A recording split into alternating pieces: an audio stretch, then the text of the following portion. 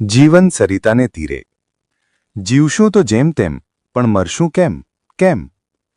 શરીર ગમે તેટલું સાચવ્યું હોય તો પણ બહુધા વૃદ્ધોને અંતિમ અવસ્થામાં શારીરિક પીડાઓ ભોગવવી પડે છે.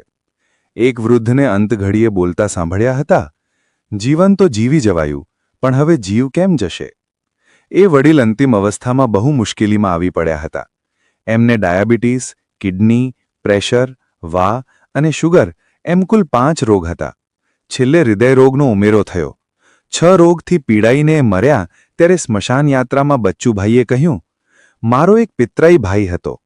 આજે તે હયાત નથી, પણ ઘરડાઓની હાલત જોઈ તે એક વાક્ય બોલતો, જીવશું તો જેમ તેમ, પણ મરશું કે કેમ? ઘડપણમાં બહુધા લોકોએ 2 તકલીફોનો સામનો કરવાનો આવે છે. 1 શારીરિક પીડાની તકલીફ અને 2 સ્વજનો તરફથી મળતા લાગણી વિષયક દુઃખોની તકલીફ. થાય છે એવું કે કેટલાક વૃદ્ધોએ નક્કી નથી કરી શકતા કે એમને હાર્ટ એટેકનો દુખાવો વધુ પીડે છે કે દીકરા વહુના શબ્દોની વેદના વધુ થાય છે.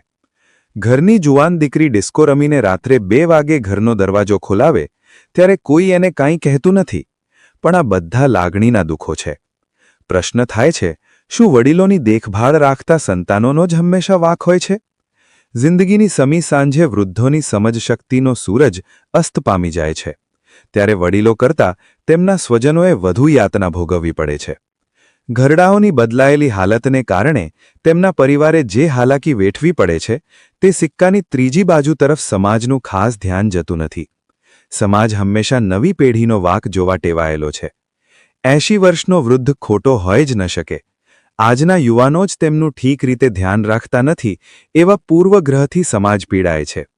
તેથી વડીલો માટે યુવાનો જે ભોગ આપે છે તેની પૂરી નોંધ લેવાતી નથી. શોધવા નીકળીએ તો 10માંથી 1 વૃદ્ધ એવો જડી આવે જે ઘડપણમાં અસહયોગ આંદોલને ચઢી સંતાનોની મુશ્કેલી અનેક ગણી વધારી દે છે. એવા ઘરડા બાળકોના તોફાનો પર એક નજર કરીએ. 79 વર્ષના એક વડીલને ઘૂંટણના દુખવાની તકલીફ શરૂ થઈ. એકવાર જમીન પર બેસે પછી કલાક બાદ ઊભા થવું હોય તો ના થઈ શકે. ઊભા થવા જાય તો ગબડી પડે. 2-4 વાર નાની મોટી ઈજાઓ થઈ. એમની મુશ્કેલી જોયા બાદ છોકરાઓએ દેવ સેવાનું મંદિર ઊંચે દિવાલ પર લગાવી આપ્યો, જેથી તેઓ ઊભા પૂજા કરી શકે. પરંતુ પિતાજીને તે ફાવ્યું નહીં. તેમણે કહ્યું, ઊભા ભક્તિ કરો તો ભગવાન સ્વીકારે નહીં. ને એ વડીલ જીદપૂર્વક જમીન પર બેસે. એકવારે જાતે ઊભા થવા ગયા તેમાં પગમાં ખાસ્સું વગાડી બેઠા. બસ ત્યારથી એમને માટે ખાટલો ફરજિયાત નક્કી થઈ ગયો. એક અન્ય વડીલને કબજિયાતની તકલીફ. ડોક્ટરોની સૂચના છતાં તેઓ આહારમાં લીલા શાકભાજી બિલકુલ નહીં લે. કહે, મને શાકભાજી ભાવતા નથી. ચાલવાનું એમને ગમે નહીં. રોજ મુઠ્ઠો ભરીને હરડે ફાંકે પણ શાકભાજીને અડે નહીં. પાંશેર દિવેલ ગટગટાવી જાય, પણ પાણી આપો તો કહે, મને પાણીથી ઉબકા આવે છે. દીકરાઓ તેમની ભૂલ બતાવે ત્યારે તેઓ ગુસ્સે થઈને બોલી ઉઠે, ઘડપણમાં હું તમને સૌને ભારે પડું છું. મને એક ઇન્જેક્શન આપી દો એટલે તમે છૂટા અને હું પણ છૂટું. 75ની નજીક પહોંચેલા એક બીજા વડીલને એમ લાગ્યા કરે કે તેઓ હવે 2-3 દિવસના મહેમાન છે. તેઓ 5 દીકરાઓને ફોન કરીને બોલાવે. દીકરાઓ દૂર મુંબઈ, કલકત્તા, દિલ્હી રહે એથી આવી શકે નહીં. દીકરીઓને પણ અંતરની સમસ્યા નડે તેથી તેઓ પણ નહીં આવે. એ કારણે વડીલ મોટેથી રડવા લાગે. હવે દીકરીઓને પણ પ્રેમ રહ્યો નથી. હું મરી જઈશ પછી બધા રડશો તેનો શો ફાયદો? અત્યારે મારી કાળજી લો, મારી સાથે વાત કરો. હવે હું 2-4 કલાકનો મહેમાન છું. અત્રે પ્રશ્ન એ થાય છે કે દીકરો શ્રવણ જેવો ગુણવાન હોય તો પણ વૃદ્ધની આવી માનસિક હાલતમાં તે તેમને શી રીતે ન્યાય આપી શકે? બીજા એક વડીલને કાને ઓછું સંભળાય. એમને હૃદયરોગની પણ તકલીફ. એથી માઠા સમાચારનો કોઈ ફોન આવે તો ઘરના તેમને જાણ ના કરે. વડીલને તે કારણે બહુ માઠું લાગે.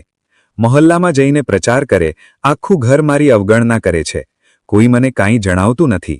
અને તેઓ ભોજનનો ત્યાગ કરે અથવા ઘરમાં મોટો ઝઘડો માંડે.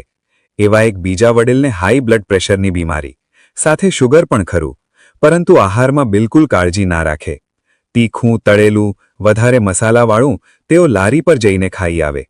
શુગરને કારણે ઘરના લોકો તેમને ઇન્સ્યુલિનના ઇન્જેક્શન મુકાવે, પણ એ વડીલ ઘરના લોકોની ચોરી છુપી ફ્રીજમાંથી મીઠાઈ કાઢીને ખાઈ લે. સંતાનો તેમ કરવાની ના પાડે ત્યારે વૃદ્ધ દલીલ કરે, મરવાનું તો નિશ્ચિત છે જ, તો બધી ખુશીઓ માણીને કેમ ના મરું? દીકરાઓ સમજાવે, તમે મીઠાઈ ખાઓ છો એ કારણે તમને આપવામાં આવતી મોંઘી સારવાર કારગત નીવડતી નથી. સરવાળે તમે પણ દુઃખી થાઓ છો અને અમને પણ ચિંતા રહે છે. પણ વૃદ્ધ એક જ જીદ પર અડેલા રહે છે, ના, હું તો ખાઈશ. ધૂપછાંવ. પ્રશ્ન થાય કે દીકરાઓ કેવી રીતે વર્તે તો સમાજ તેમને શ્રવણકુમાર જેવો પિતૃભક્ત ગણે?